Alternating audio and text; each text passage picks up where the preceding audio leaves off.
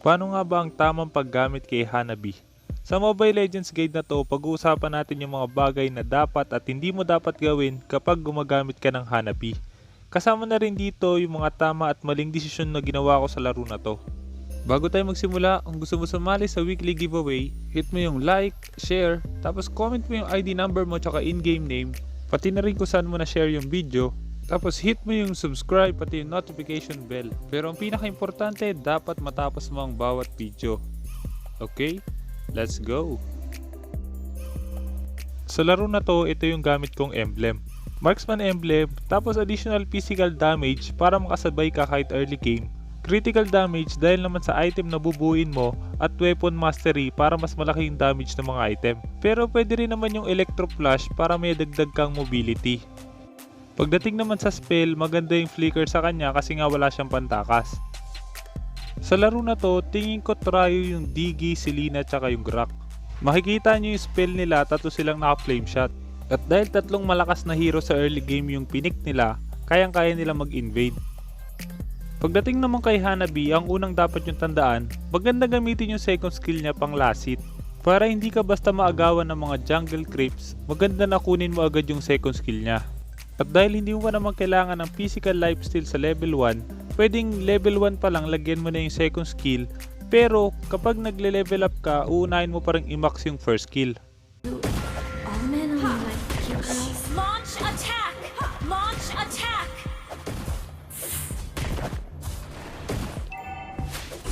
Request backup! Just show me an umbrella and see what happens to you. Request backup!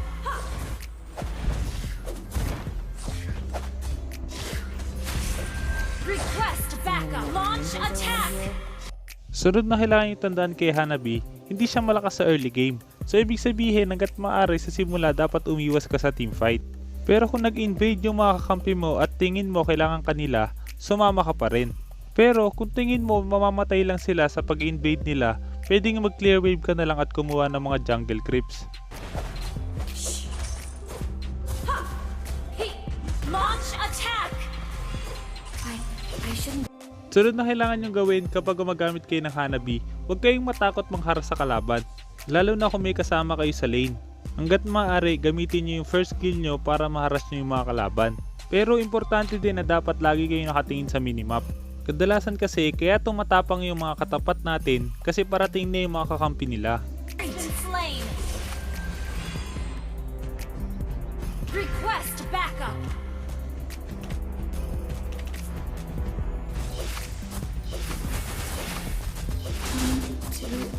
All men are like Request you backup! girls. Request backup! Bago natin ituloy yung video, gusto ko munang i-shoutout sina Raymart Medina, Edrey Reyes at Mark Stanley Balaoro. Kung sinong unang tatlong magko-comment sa bawat video, siya ang i-shoutout ko next video. Kaya kung hindi ka pa nakasubscribe, hit mo na yung subscribe pati yung notification bell.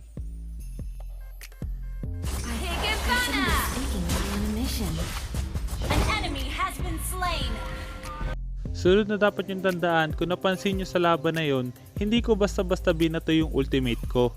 Importante na itutok nyo ng maayos yun para tumama talaga sa kalaban. Maliban doon, huwag nyo siyang basta gamitin kung hindi naman kailangan. Ngayon ipapass forward muna natin sa mga boring na parts. Ang importanteng kailangan nyo lang tandaan is yung rotation nyo sa pagpa-farm. Para mas maintindihan mo pa kung paano ang tamang pagpa-farm ng mabilis, meron akong ginawang The Fastest Way to Farm Guide na pwede mo panoorin. Makikita mo doon lahat ng bagay na dapat mong tandaan para mas mabilis kang makapag-farm. Resurrecting Launch attack! Launch attack! Just show me an umbrella and see what happens to you.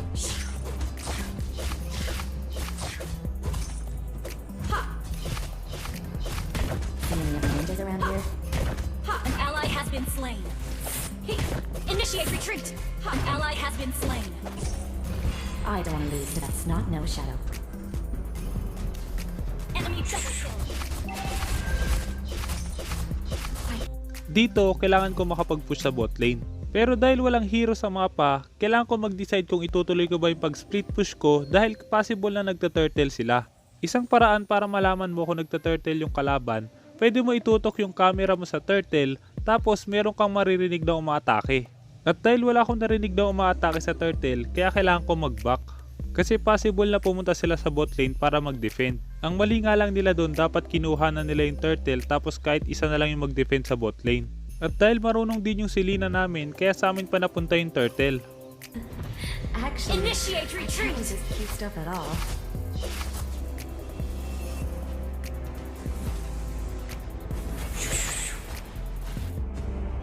I don't want to lose to that snot-nosed shadow.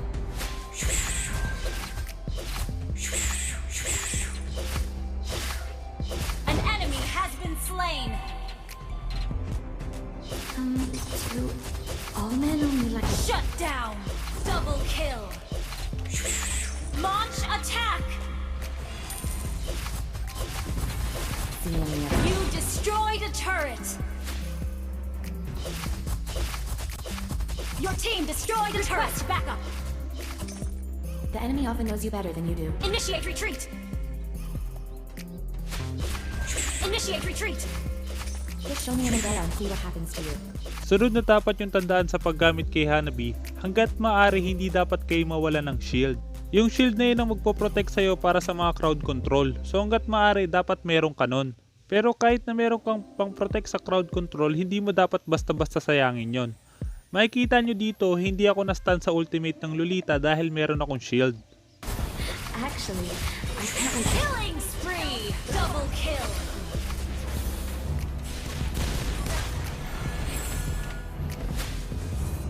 Triple kill.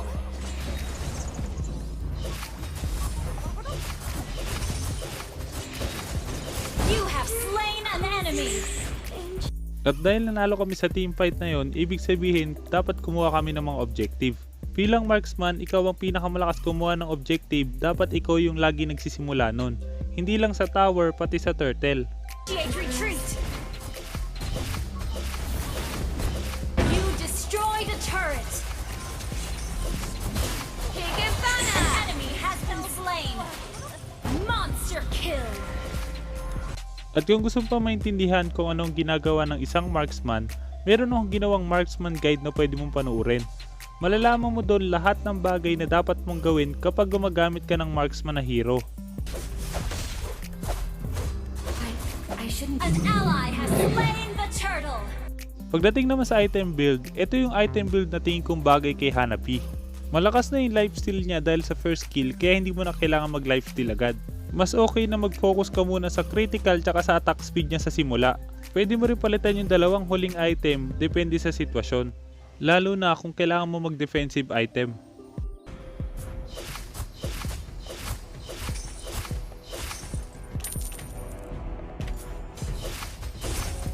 Higibana. Actually, I can't resist cute stuff at all. You have slain an enemy. The enemy often knows you better than you do. Your team. At ang pinaka-importanting dapat yung tandaan kapag gumagamit kayo ng Hanabi, dapat alam nyo yung tamang positioning. Hanggat maaari, hindi dapat kayo maabot ng kalaban. Dahil nga sa nagbabounce naman yung attack niya, kahit yung pinakamalapit lang sa'yo yung targetin mo, tatama at tatama pa rin sa ibang kalaban yun. Killing spree. Double kill. Higibana.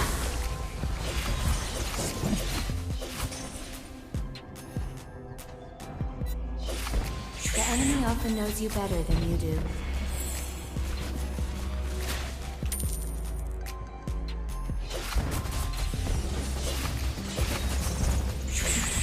Actually, I can't resist cute stuff at all. Killing spree. See any other ninjas around here? Launch attack.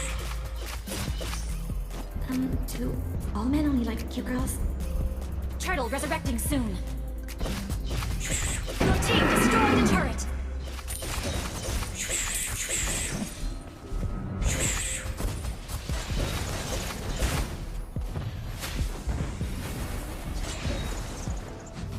The enemy often knows you better than you do. Higibana.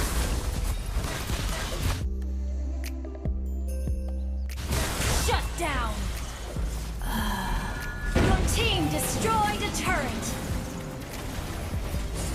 down. Godlike.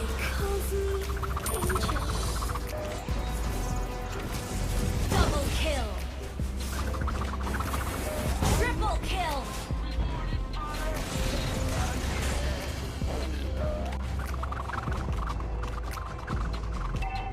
Request backup. An ally has been slain. Shut down. Enemy double kill. Shut down. Just show me an umbrella and see what happens to you.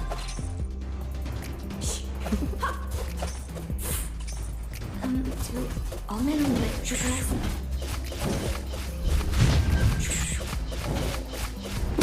I don't want to lose to that snot or shadow.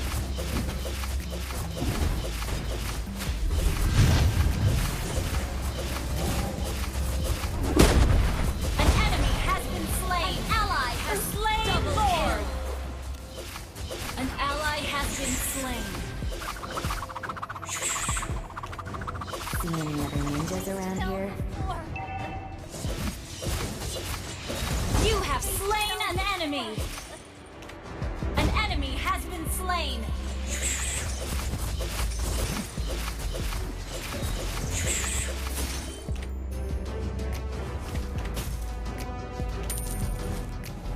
I don't want to lose to that snot-nosed shadow. An enemy has been slain. Higibana! Sana marami ka natutunan sa guide na to.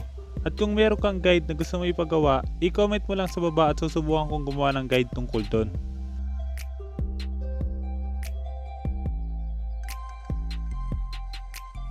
At dahil tinapos mo ang video, gusto ko yung mananalo sa ating weekly giveaway, sila yung nanonood hanggang dulo.